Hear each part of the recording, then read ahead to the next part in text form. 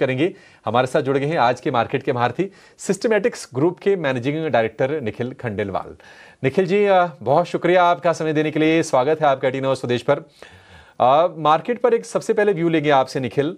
हमने देखा था कि 24,700 के आसपास बाजार ने एक सपोर्ट लेकर फिर वहां से उछाल आया था। कल हमने 25,300 के लेवल देखे।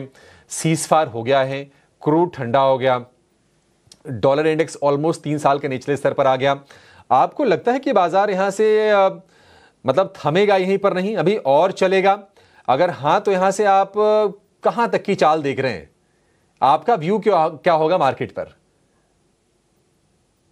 अभिषेक, good morning. Thank you for having me on the show.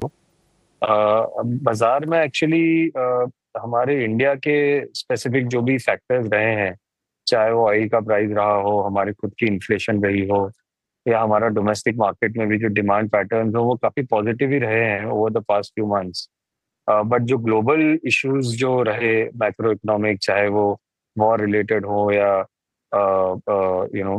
बाकी कंट्रीज में बहुत सारे जगह अप्स एंड डाउन हो रहे हैं, तो उसके related the factors have impacted India and the equity markets.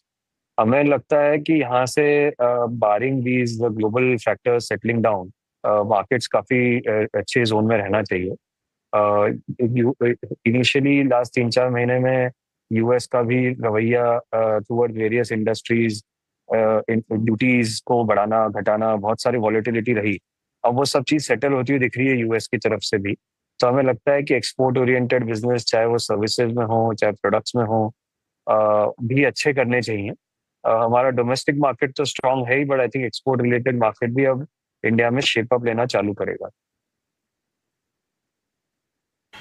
Nikhil, good morning. Mansi this side. It's good to be with you and आपसे आपकी राय बाजार पर जानना अच्छा लग रहा है। लेकिन जहां आप अपॉर्चुनिटीज़ की बात कर रहे हैं, सेक्टर वाइज पोर्टफोलियो गठन करने की जो कोशिश कर रहे हैं उन मार्केट पार्टिसिपेंट्स के लिए, सेक्टर स्पेसिफिक क्या राय होगी आपकी?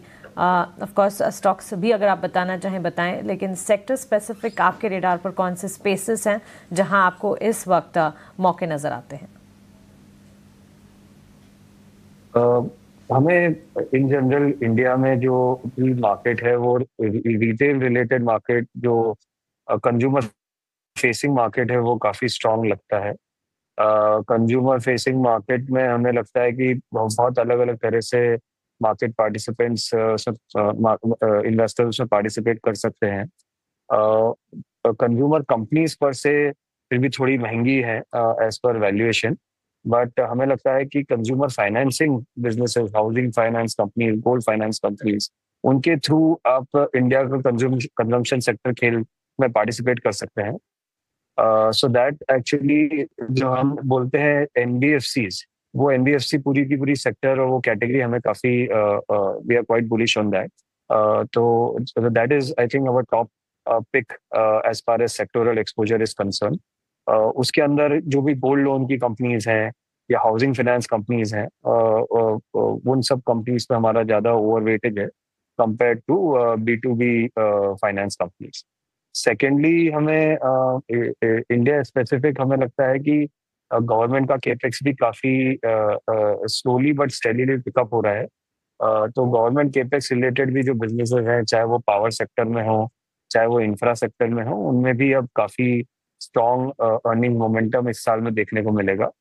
और तीसरा, हमें इंडिया स्पेसिफिक जो गवर्नमेंट का फोकस टुवर्ड्स डेटा का इंडिया में स्टोर करने का जो मोमेंटम है, तो डेटा सेंटर के रिलेटेड और जो कंपनीज हैं उनमें भी हमें काफी स्ट्रेंथ देखने को मिल रही है। तो हमें इंडिया स्पेसिफिक डेटा सेंटर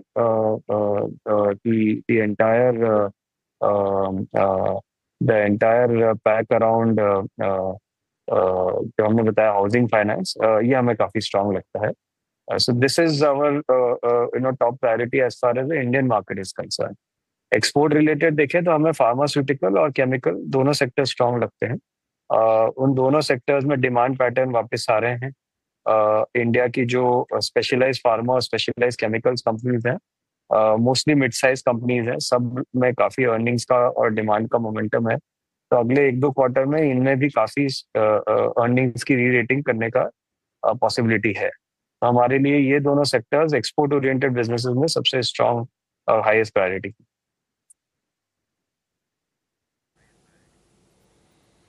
ठीक है निखिल जी, आपने अपने व्यस्त शेड्यूल से समय निकाला हमारे लिए और हमारे दर्शकों को आपने गाइड किया। थैंक यू सो मच आज समय देने के लिए। उम्मीद करते हैं जल्दी मुलाकात